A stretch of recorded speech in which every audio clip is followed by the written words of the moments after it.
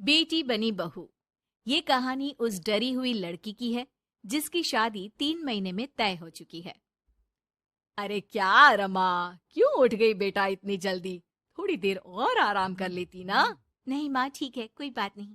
ये बताओ, चाय के साथ नाश्ते में क्या लोगी? अरे कैसी बात कर रही है रमा, कल तक तो तू ऑर्डर दिया करती थी कि ये खाना है वो खाना है, आज तू हमें पूछ रही है, क्यों बेटा?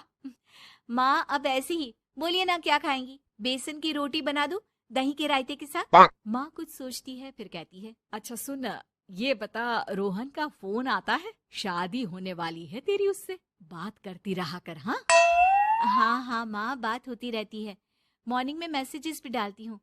अच्छा माँ, नाश्ता बना कर आती हूँ। ये बदलाव रमा में अचानक आए थे। कहाँ तो वो देर से उठती, बिस्तर पर ही नाश्ता खाना और आराम से नहाना। माँ ने बचपन से ही किसी राजकुमारी की तरह रखा। पढ़ने में होशियार और काफी सोचने वाली लड़की थी रमा। क्या बात है, आज तो नाश्ता बिल्कुल अलग बना है। ये कॉम्बिनेशन अपने घर में तो मैंने नहीं खाया। पापा, वो रोहन की मम्मी सोमवार को यही खाती है, इसलिए मैंने बनाया सीखने के लिए। ठीक नहीं लगा तो कुछ और बना देती हूँ। अरे नहीं नहीं, हमारी समधन जो खाएगी हम भी साथ बैठकर वही खा लेंगे। वैसे इट्स वेरी हेल्दी। हाँ रमा, गुड, वेरी गुड। पापा के मुंह से तारीफ सुनकर रमा खुश हो जाती है। वो रोहन को फोन करती है। पता है, पापा ने मेरे हाथ के नाश्ते की तारीफ की, बोल रहे थे it's very tasty Rama. Good good, सही है। अच्छा देखो, कल मम्मी पापा कुछ भी ग्रीन वेजिटेबल का खाते हैं, जैसे पालक पनीर या फिर मिक्स सलाद के साथ ब्राउन ब्रेड। तुम बना लेना कल, और हाँ, पिक्स शेयर करना, मैं माँ को दिखा दूंगा। ठीक है, भेज दूंगी। अगले दिन रमा फिर कुछ नया बनाकर रोहन को फोटो भेजती है। अपनी माँ को दिखा देना, ये मैंने बनाया है। तभी वहाँ उसकी माँ आ जाती है।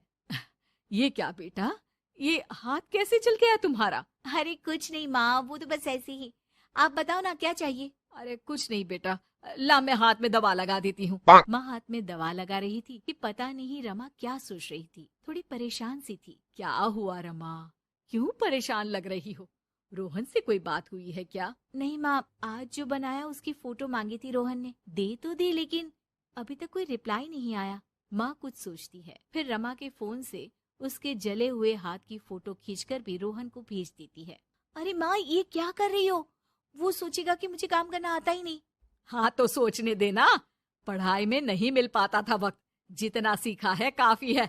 वक्त के साथ ही खाना बनाना, घर संभालना, सब कुछ आ जाता है। थोड़ी देर में रमा के फोन का मैसेज बजता है। रमा के पास रोहन का फोन आ जाता है। माँ को ये खाना देखने में ही अच्छा नहीं लगा, बोल रही थी कि तुम्हें बोल दूं कि अच्छे से बनाना सीखे। ना हो तो कोई क्लास ज्वाइन कर ले, मैं पैसे दे दूंगा। और हाँ, प्लीज यार, ऐसी डरावनी जलने कटने खून खराबे वाली फोटो मत भेजा करो। जल गई क्या? तुम्हें खाना नहीं बनाना आता क्या? मुझे ब्लेम मत करो। मैंने ब्लेम करने के लिए नहीं, बस अपनी सीरियस एफर्ट दिखाने के लिए ये फोटो भेजी थी। वैसे भी मैंने नहीं, मॉम ने भेजी थी, पता नहीं क्यों। ओ यार, तुम्हारी मॉम क्यों इतना इंटरफियर कर रही है? वैसे अभी ये हाल है तो बाद में तो वो हमारे घर में ही ताक जाग करती रहेंगी। उनसे कहो कि मैं तुम्हें उस घर के लिए तैयार कर रहा हूँ जहाँ अब तुम्हें पूरी जिंदगी रहना है। रमा को रोहन की बात ठीक नहीं लगती। वो फोन रख देती है, लेकिन सोच में पड़ जाती है कि आखिर वो ये बात माँ को बताए कि नहीं। अब हर वक्त या तो वो रोहन का बताया खाना बना रही होती है, या उसके कहने पर उसकी पसंद की टीवी शोज, वेब सीरीज या फिर किताब पढ़ रही होती है। क्या बात है रमा, आजकल मैं देख रही हूँ कि तुम बहुत परेशान सी रहने लगी हो। कोई बात हो तो बता दो बेटा।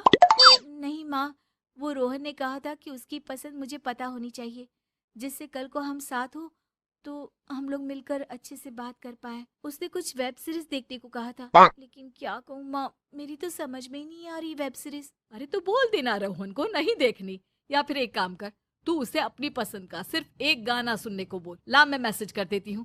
ना ना माँ, आप तो रहने दो। पिछली बार भी जब मैंने उसे बोला कि आपने मैसेज किया है तो वो गुस्सा हो गए थे। अच्छा, क्या बोल रहा था? यही कि माँ क्यों इंटरफेयर कर रही है, मैं तुम्हें उस घर के लिए तैयार कर रहा हूँ जहाँ तुम्हें पूरी जिंदगी रहना है। माँ अब समझ जाती है कि रोहन उसकी रीमा के लिए ठीक नहीं है।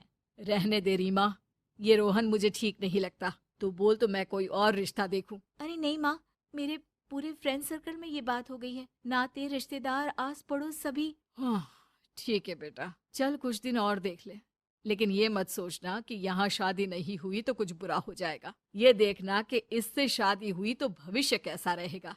समझी? प्यार, विश्वास और इज्जत से बढ़कर कुछ भी नहीं है। रीमा माँ की बात पर हाँ बोलकर वहां से चली जाती है।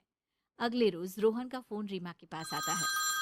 मैंने तुम्हें एक स्किन डॉक्टर का फोन नंबर दिया है। माँ बोल रही थी कि तुम सांवली हो और दिखने में भी नैन नक्श थोड़े। एक काम करो ना, तुम इनसे अपना ट्रीटमेंट शुरू करवा लो। होप कि थोड़ी देखने लायक हो जाओ।